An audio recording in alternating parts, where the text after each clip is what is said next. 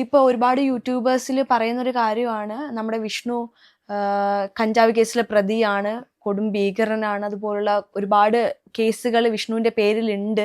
വിഷ്ണു ഗൾഫിൽ പോകാനെ കൊണ്ട് police case ഉണ്ടെങ്കിൽ എഫ്ഐആർ ഒക്കെ ഫയൽ ചെയ്തിട്ടുണ്ടെന്നുണ്ടെങ്കിൽ ഗൾഫിൽ പോകാൻ പറ്റത്തില്ലല്ലോ. അവൻ ഗൾഫിലായിരുന്നു. അത് കഴിഞ്ഞിട്ട് കല്യാണമൊക്കെ കഴിഞ്ഞതിന് ശേഷം അവന് പത്തനാപുരത്ത് ചെമ്മണ്ണ് ബാങ്കിൽ ജോലി കയറി. അപ്പോൾ ഇപ്പോഴത്തെ നിലവിലെ നിയമപ്രകാരം ഏതൊരു സ്ഥാപനത്തിലും ഇപ്പോൾ ജോലിക്ക് പോകണമെങ്കിൽ പോലീസ് സ്റ്റേഷനിൽ നിന്ന് ക്ലിയറിംഗ് സർട്ടിഫിക്കറ്റ് വേണം. അപ്പം അത് പത്തനാപുരം പോലീസ് സ്റ്റേഷനിൽ നിന്നാണ് വിഷ്ണുവിന് കൊടുത്തത്. അപ്പം ആ പത്തനാപുരം പോലീസ് സ്റ്റേഷനിൽ കേസ് ഉണ്ടെന്നുണ്ടെങ്കിൽ ഒരു ക്ലിയറിംഗ് സർട്ടിഫിക്കറ്റ് കിട്ടുമോ? അപ്പം അത് കഴിഞ്ഞിട്ട് അവൻ വീട് വെച്ചു, സ്വന്തമായിട്ട് അവന് വരുമാനമായി.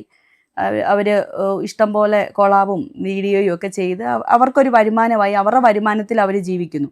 അപ്പം അതിൻ്റെ ഇടയ്ക്ക് അത് കണ്ട് ഇഷ്ടപ്പെടാത്ത കുറച്ച് യൂട്യൂബർമാർ ഇറക്കിയ ഒരു പ്രസ്താവനയത്. അവർ ജീവിക്കുന്നത് അവരുടെ ചെലവിൽ തന്നെ, ജീവമാതയുടെ ചെലവിലല്ല അവർ കഴിയുന്നത്. അവർക്ക് സ്ഥിരമായിട്ട് അവരുടെ ബാങ്കിൽ പോയി അന്വേഷിച്ചാൽ അറിയാം, അവരുടെ വരുമാനം കൊണ്ടാണ്, അവരുടെ വരുമാനത്തിലാണ് അവർ ജീവിക്കുന്നത്.